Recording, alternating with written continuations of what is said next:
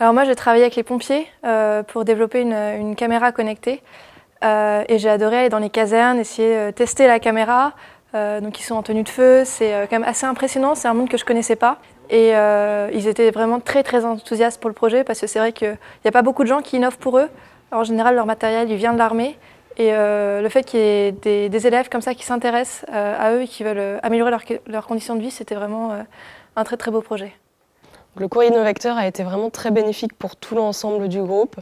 On a vraiment appris à voir les choses de manière vraiment différente, autre que de manière analytique comme on avait l'habitude de faire. On a vraiment été sur le terrain, donc c'était vraiment nos séances préférées, de se mettre dans la peau des utilisateurs, de comprendre vraiment leurs besoins au quotidien, leurs petits problèmes de tous les jours. Et vraiment c'est un cours que j'ai vraiment apprécié et qu'on a tous apprécié. Je dirais que le design thinking, je l'ai vraiment découvert avec ce cours Innovacteur. Et il m'a apporté vraiment une rigueur dans le raisonnement, une manière un petit peu de pouvoir travailler en équipe, une structure en fait, une méthode qui permettait vraiment de pouvoir concentrer les idées, arriver à trouver des relations entre les idées pour finalement arriver à avoir quelque chose de plus cohérent et plus de visibilité sur les solutions qu'on peut apporter. C'est vraiment un cours qui m'a beaucoup plu, un cours dans lequel je me suis beaucoup investi avec mes collègues. C'est quelque chose d'assez incroyable parce qu'on est vraiment au contact directement des personnes qu'on vient aider et pour lesquelles on essaye d'apporter des innovations. C'est vraiment le meilleur projet qu'on ait fait ce semestre. L'expérience fut enrichissante. Elle est bouleversante même, puisqu'ils ont remis en cause beaucoup de nos critères, je dirais, et de notre manière de faire. Et pour l'équipe également, puisque l'équipe a dû se remettre en cause, tout simplement dans son attitude à l'égard du spectateur. Donc elle n'est que positive, dès le moment où, évidemment, on a envie de bousculer un peu les choses.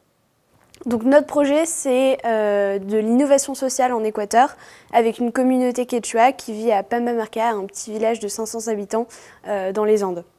Pour moi, ça dépassait clairement un pur cadre académique. C'était vraiment une expérience humaine parce que un projet humanitaire, ça nécessite une implication quand même forte. Et puis surtout qu'on a eu la chance de partir une première fois, on repart une deuxième fois sur place. Donc c'est une expérience, une confrontation à d'autres modes de vie. Donc voilà, ça c'est quelque chose que j'ai vraiment apprécié. Et après, je suis contente d'avoir pu voir l'impact de la méthode Design Thinking sur l'adaptation d'une innovation. Du côté de SRI, on connaît les méthodes de Design Thinking. La problématique étant que on connaît et on a toujours du mal à passer en pratique. C'est-à-dire, c'est toujours la différence entre la théorie et la pratique.